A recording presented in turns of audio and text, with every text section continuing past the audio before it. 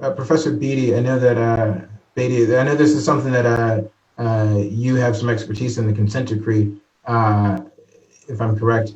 Can you name maybe some elements of the consent decree with Chicago that maybe suburban municipalities really should be implementing but aren't?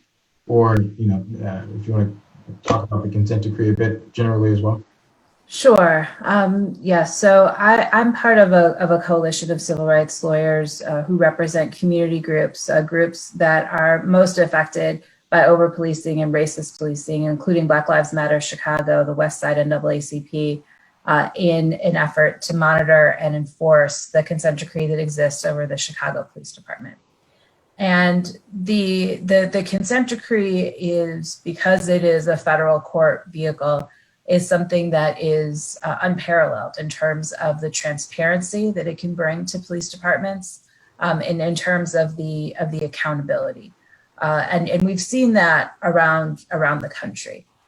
The consent decree at its best is a harm reduction measure. The consent decree, sort of at its best, can reduce the number of people who are killed by police, can reduce the number of people who are arrested by the police, can reduce the number of people who are injured, but does not fundamentally transition the balance of power from the police to the community. So while it is something that I'm, especially now, spending a lot of my time on, that the groups that I represent have put, hundreds and hundreds of hours into this process, I think it's really important to acknowledge what the decree is and what it is not. One of the things that's missing from the Chicago decree at this moment, that we have hopes will change, are provisions related to diversion, pre-arrest diversion, provisions related to modifying the powers of the police to arrest people for nonviolent minor offenses, like I mentioned before. Those are in consent decrees in places like Baltimore and in Ferguson. And the effect, again, as I mentioned earlier, has been really positive for public safety. And then just the last thing I'll say about civilian oversight and sort of oversight of the police in general is that in 1919, there was racial unrest in the city of Chicago, and some would call those riots.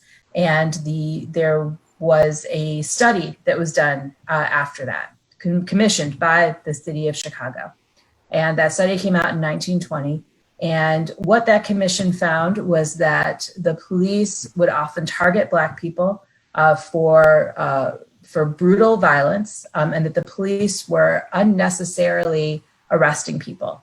These were findings that were published by the city of Chicago in 1920.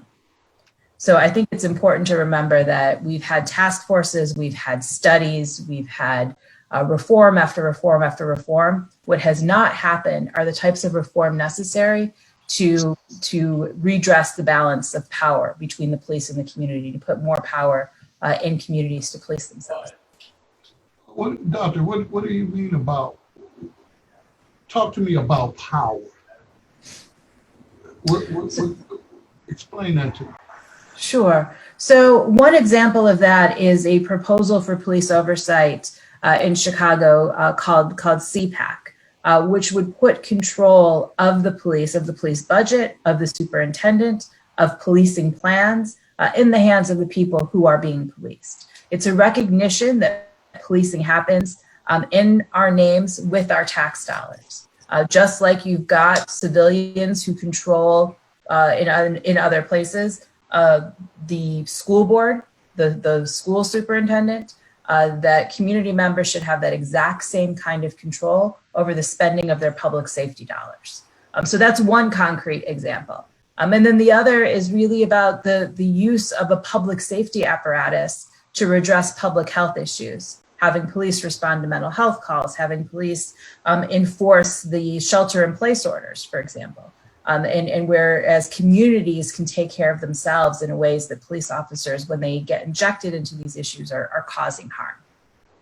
Yes, ma'am. Thank you.